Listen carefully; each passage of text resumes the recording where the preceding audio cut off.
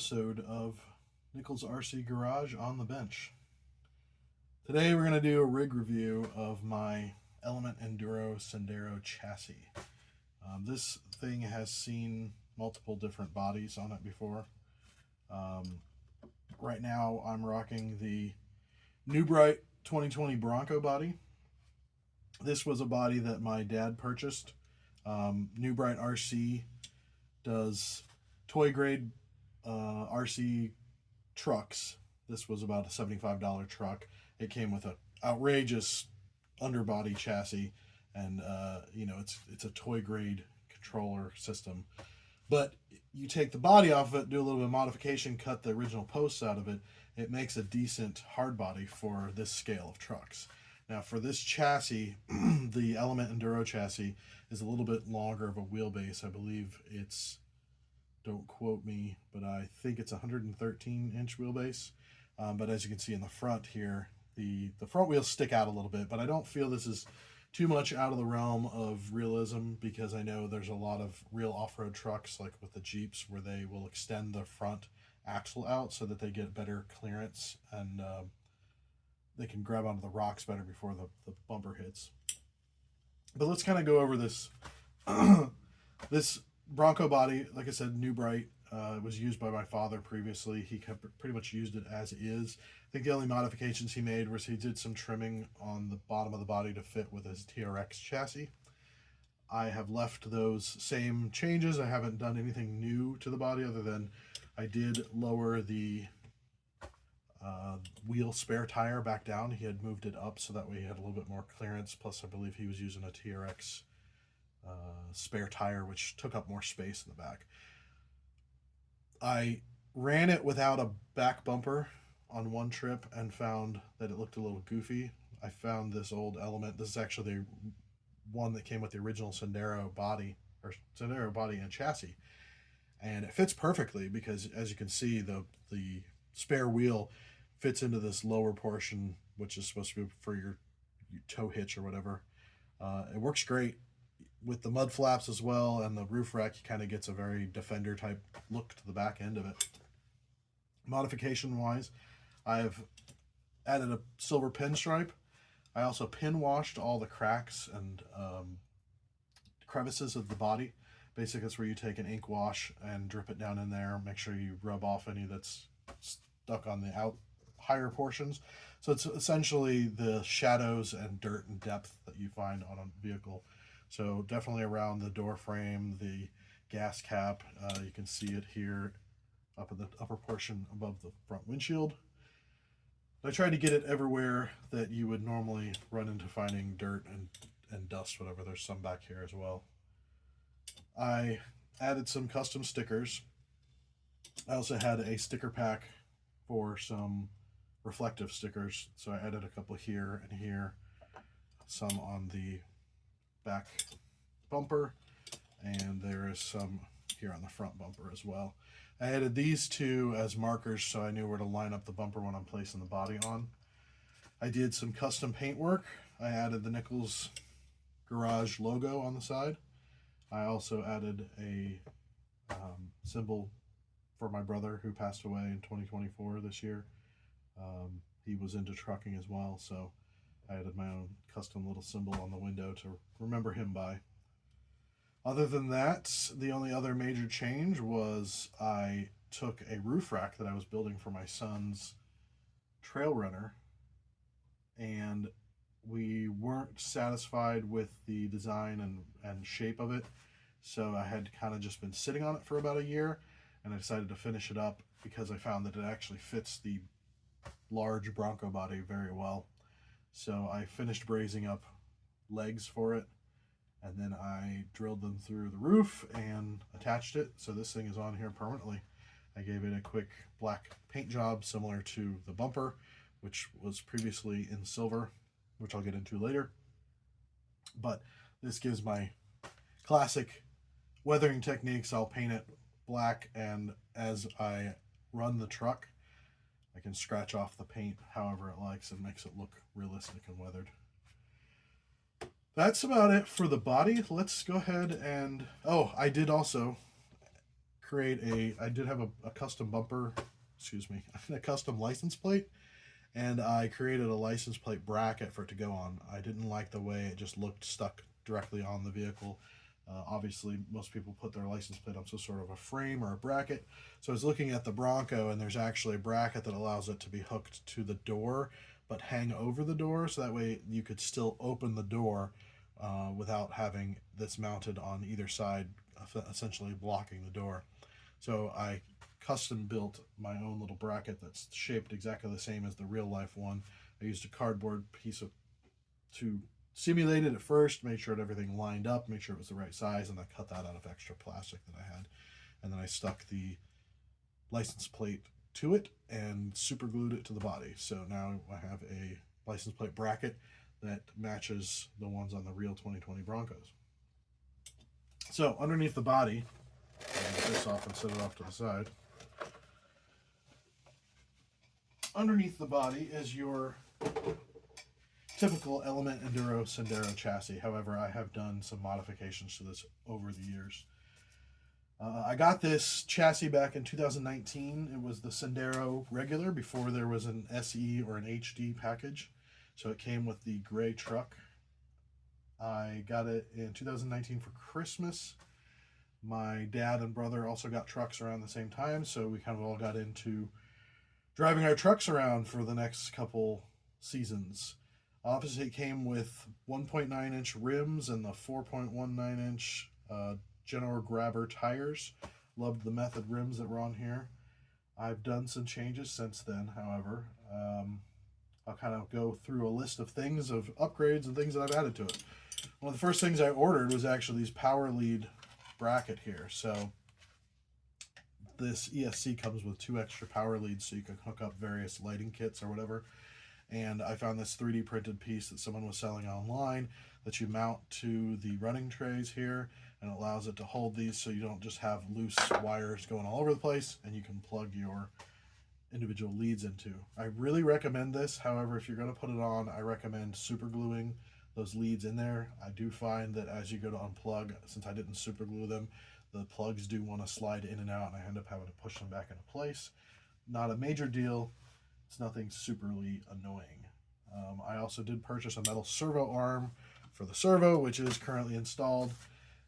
These trucks come with plastic ones. They work perfectly fine, but I like the idea of a metal, for sure you're not getting any bending or flexing whatsoever. That didn't cost a whole lot. I did also purchase a metal hook and toe chain kit. While I'm not currently using the toe chain, I do have the metal hooks being used right now. I turned them into a faux toe strap using yellow ribbon, these metal toe hooks, and some shrink tubing for when you're doing wiring. It's a simple little process. You buy the right right width yellow ribbon, makes it look like the yellow toe straps that they use. You loop it at the end and staple it together and put the toe hooks onto it, and then you take your wiring shrink wrap and slide it down the end of it and shrink wrap it tight, and it hides the staple and holds it all together, and it ends up looking like a scale toe strap. So I've got that currently wrapped around the bumper. The Endura bumper is one of the first things I did purchase for this. This is Endura brand. There's a lot of other bumper designs out here very similar to this, but this is the one I like the best. It's got the really neat brush guard on the front. I like how it encapsulates the lights. It did have lights that you come with that go here, but the problem is there's not a lot of room for the wiring behind it, and I found that the wiring was getting in the way of where the tire moved up and down, and so it was breaking the leads in the back of the lights. So you could still use the lights if you end up using a smaller size light, or you run your electronics further closer to the bumper rather than sticking out into the wheel well. And then I love these little toe hooks here. This is actually the one that came with it, which is a unique design. You don't see this flat bottom toe hook that often. I did lose one on the trail and replaced it with another, but I did actually go back and find it later, which was surprising to find it after having been to the spot and then weeks later going back, and my son actually found the missing one on the ground. So I still have it. I just went ahead and installed another tow hook, and I like the idea of the mismatched look to them now. The Enduro, another fun fact about the Enduro bumper is I actually bought it in silver. Originally at that time to match the gray truck, but over time I kept adding more black accessories, and so I ended up painting the bumper black with the full intention that as I drove the truck and naturally weathered it, you would get this really cool look of silver underneath, which is actually worked out great because you can see where the this protects the body on the corners and panels, and it just looks amazing all weathered up now. Some of the other upgrades I bought were the hard mounting plates that are sold by Element. So these individual pieces that go between the chassis in various spots, up here in the front for the bumper mounts, battery trays, they're all they're standard plastic, which is this black plastic. It does have a bit of a flex to it. This upgraded plastic is the gray, harder plastic, so it adds a little bit of rigidity. It's not something I would necessarily recommend getting as an upgrade, but if you've got the extra money and you're looking for a little bit more rigidity to keep the frame itself from flexing, it's a good purchase. The next thing I ended up buying were brass weights. So I ended up getting from Club 5 Racing, I bought brass wheel hubs. I don't have one of the wheels off, but behind the wheel, it attaches to the actual rim, and it actually extends the hub out by 6 millimeters, but it also adds a couple grams of brass weight to the wheels. And I know that there is a lot of hate from some groups on having weight that is rotational, because as that weight picks up speed, then you need that extra torque to slow it down. And so a lot of people will say it's going to be extra work on your gears, fast and then slowing down. I don't really care. It's low end weight, it's below the center of gravity. It really helps keep this truck secure and stable on the ground. Not saying that it doesn't roll over. I've had my fair share of rollovers, but it does a great job. Like I said, they also extend out of the body 6 millimeters from standard. It worked great with all the other bodies that I've used. I haven't had any issues with that. It's a great investment. I also ended up getting the brass differential covers.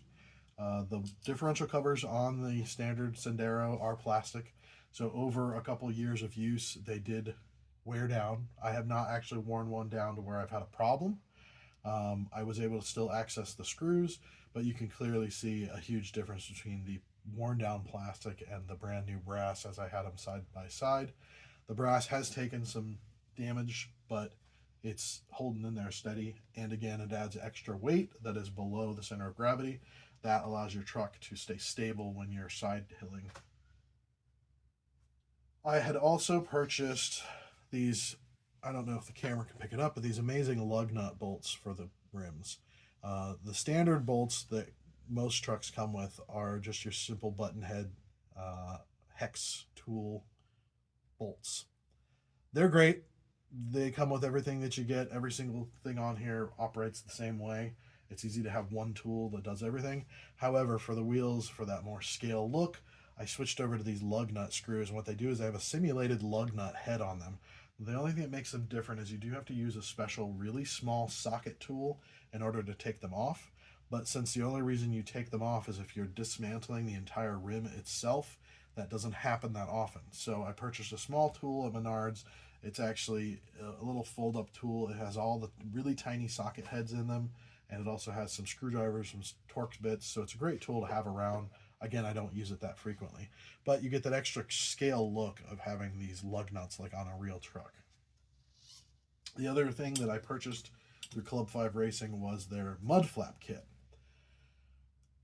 I did have some issues with this to begin with. The original mud flaps were actually embossed, or I'm not sure what you want to call it. They were sculpted and they said Enduro on them. It was molded in some sort of resin rubber. They were smaller, a little shorter, but it came with all this neat mounting hardware and brackets. I installed them, and literally on the first run out, I cracked one in half. I believe that the resin rubber compound was a little too brittle, and it cracked on the first use.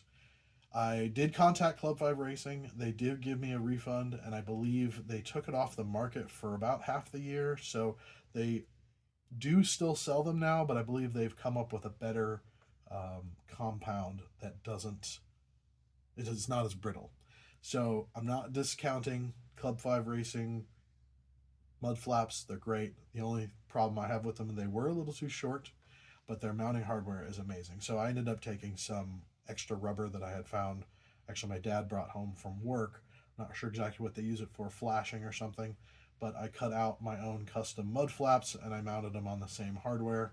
And I've been using this on my rig since I purchased it. I love the mud flap look. It does help keep from slinging mud and dirt too far behind you. One of the only downfalls with rock crawling is sometimes if I get a rock that comes up behind me, I will end up trapping the tires because the rock will compress against the tire, and the rubber on rubber doesn't like to slide, and so I actually get to the point where I get stuck. Normally, if you didn't have a mud flap, your truck would just roll up over the rock. I get trapped behind it. So it has its pros and cons to it. The next purchase I had for this was I bought a new receiver. So I got the Fly Sky GT5 because I did have a lighting kit. I wanted to operate the lighting kit. I also eventually at one point wanted to add a winch servo, which never ended up happening, but I needed an extra channel in order to do that. The standard channel that these receivers that the trucks originally come with is only a 3-channel receiver. I wanted a fourth because I wanted a third channel for the winch and a fourth channel for operating the lights. I did install the new receiver. It goes in here in the receiver box. The transmitter itself is amazing. It does allow you to operate with up to 4 different vehicles. So if you buy additional receivers, you can bind them to the controller and you can control multiple vehicles, not at the same time, but you can choose which one you're operating. So I do actually have one in my TT02 Supra, so I can use the same receiver to operate both this truck and the Supra. You just have to go into the settings and change which model you are operating at the time. Another thing that wasn't a purchase, but it was a gift. One Christmas, my father got the ESS Dual sound system. What this is, kind of dismantle it here. It's a speaker, 2 speakers, that hooks to the throttle system, allows you to have realistic engine sounds. It will do acceleration sounds, it will do deceleration sounds. If you want, you can also add in like a brake sound. I kind of have a turbo blow off sound. And you can also, if you have another channel, a 5th channel, you can actually operate horns. So with my receiver having up to 5 channels, I operate the horn with this as well as the lighting system. This has actually been really neat. You can control the volume up and down. You can turn it off completely so it doesn't make any sound whatsoever. You can turn it up louder. It makes the truck seem like a real vehicle when you're making close-up films. It's really awesome. The downfall to it is it does have a lot of wiring. You have to run it through the receiver box. You also have to connect it to the battery so you don't have to use a separate battery. So I've got this, weird system that kind of runs off separately from it. But it's a really cool sound system. My next purchase for this was I did buy a light system, which currently isn't installed, but I got a Mytric RC Dragon light system. It came with headlights, side marker lights, brake lights, and reverse lights. I've used it on the previous gray truck, and I was planning on putting it into the red wrecker body. At this point, I would like to put it into the Bronco, but I do have to make some changes to it in order to fit with the Bronco's current light setup. They don't have the new bright body didn't come with a lot of light buckets, so I can either put it in real basic, but I'd like to try to make a more advanced look to it. So I'm going to be looking at 3D printing some light buckets so I can better maximize the light that I've got. The next purchase I made for this upgrade wise is I bought the Rhino Shield skid plate for the center. I have to pick it up for this, but here in the center skid plate, it's plastic as well. As I saw that the differentials were being worn down, I decided to put the metal skid plate in because this is another piece that If it gets roughed up too much, you end up having to replace it. So the skid plate helps kind of keep that protected, and it's a great little purchase from Club 5 Racing. I also ended up buying the Husky High Link clearance links. They are thicker than the Element brand. I believe now they are putting thicker links on some of the newer Sendero trucks, but they weren't part of this kit originally. So they were the straight links, and they were also a little thinner. These give it a more beefy appearance. They are much thicker. I actually ended up breaking one. One of my original links came separate. It pulled right out of the bracket that holds it in place. So that was actually why I ended up needing to purchase it, because I needed a new link to replace it. So I got the whole entire kit. They are bent, so you kind of have the high link clearance. The downfalls of that, as a lot of people say, and you do notice it, is that the differential does now hang lower than the clearance links. So you will hit more stuff with your diff than you used to hit with your links. It's just kind of a trade-off on what, some people don't like that, some people don't mind it. One of my next upgrades for this was I did end up purchasing a new servo. This was the High Wonder. It's a 35 kilogram servo. I was looking for something that had a little more power to it. The servo story with this truck is actually I was using the stock servo that comes with this, and the first one I had ended up frying out within the first couple weeks. So I called Element. They had no problems sending me a brand new one to replace it. But in the meantime, I needed a servo, so I actually had a Traxxas servo that my dad had swapped out from his truck. So I put it in mine, and I ran that for the longest time. I did find that it was underpowered. I wasn't getting as much control when I was actually on the rocks and bogged up. So I was looking for a servo that had a little more weight to it, had some more power, could do things a little faster as well. So I purchased this off Amazon, and it's actually been a great investment. It's a lot easier to operate. It's very quick when you actually have it powered on, and it's very strong. I'm able to turn my wheels when I'm actually hung up on the rocks with no problem whatsoever, which definitely helps with the crawling. The next purchase I made was a new battery. Not only out of necessity, because I had been obtaining more vehicles and I needed more batteries, but also I actually had charged up my original battery and then let it sit for an entire winter, and when I came back to it, it was actually crystallized and dead. So the original charger that came with this does not have storage mode, which was another thing I wanted to remedy. So in the meantime, I bought a new battery. This is the Z. It is a 5,000 milliamp 7.4 LiPo battery. It's a great battery. It's one of the shorties. It's got a hard plastic case. I really enjoy these. This one actually has the leads that you can remove, which I haven't found a useful feature for that yet, other than for storing it. You can make sure that nothing can short out the battery by touching the leads or anything like that. I did buy a new charger for this truck. I bought a,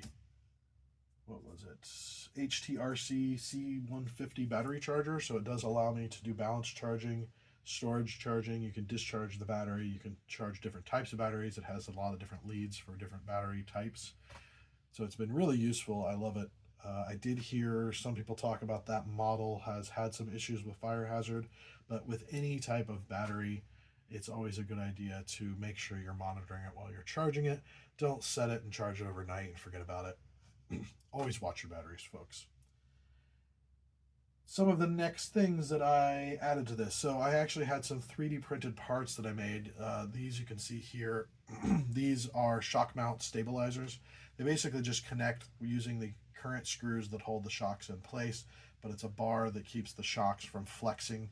So as the wheel comes up, this like flimsier plastic that they have the shock mounts actually has the ability to flex a little as the wheel comes up. In some cases, people want that. Other cases, they don't. I decided to put these on. It stabilizes them together, so that way as this wheel comes up, the shock mount won't bend over into the inside of the truck anymore. It does make it a little more rigid in the way of flexibility, but also you're removing that ability that something may break. So I've got one here, and I've got one in the back. You can see that one a little clearer. Obviously, it's just there in between the shock mounts, kind of holding it together. I had, at one point in time, 3D printed a tiny little bumper that went with the the roll cage that was the back on this truck. Since haven't used it, and I actually have switched back to the original Element Sendero bumper. Now I did have to do some modification to it to fit with the mud flap hardware. I did some trimming and tucked it in as close as I could, but I feel it works great with this Bronco body, so I'm glad to have it back on the chassis. Another one of the upgrades I did was the Gatekeeper anti-roll bar kit. I was having a lot of issues with torque twist on this truck. It does have enough power in it that when you went forward and back, you would see the chassis twisting left and right, and it was a little goofy sometimes driving down. Kind of had what people call the pimp lean, as the truck was, rolled over to one side as it's driving. This does hinder your flexibility in the rear. It does make it a lot stiffer. I mean, there is still flexibility here, but because of this roll bar, it doesn't want to let both of them kind of work at the same time, so it wants to kind of keep the axle together as one. It uses a torsion bar here. It's got these link arms, so that way as it flexes, they flex with the body, and this torsion bar is what keeps them kind of together and keeps the whole thing from twisting. Nice little kit. It's something they added to the Gatekeeper. It does work on the Enduro Sendero chassis. I didn't have to move anything at all, actually. It just kind of fit right here. I didn't have to drill any new holes. There were already holes there for it, so it was ready to go. The only other thing that I have recently added to this is I bought these Enduro rims. They are beadlock. They are the nice style beadlock. Individual pieces, you do have to clamp everything together and screw it together. And then I bought these, they're Mix Racing brand, but they're the D90 tires. It doesn't really have a real name to it. It just says Mix Racing Crawler, and actually I found that the link that I purchased it at on Amazon, they are no longer selling these, but they are essentially what look like a Proline knockoff. I think it's the Hyrax was the real popular Proline tires, and it does have a tread pattern very simple to the Hyrax. I've also noticed it's a very soft compound, and the lugs on these are very soft and flexible. So I feel that it's really grippy. It's got little fingers that grip everywhere as I crawl. I haven't done any real tough crawling. This truck is kind of more of a trail truck.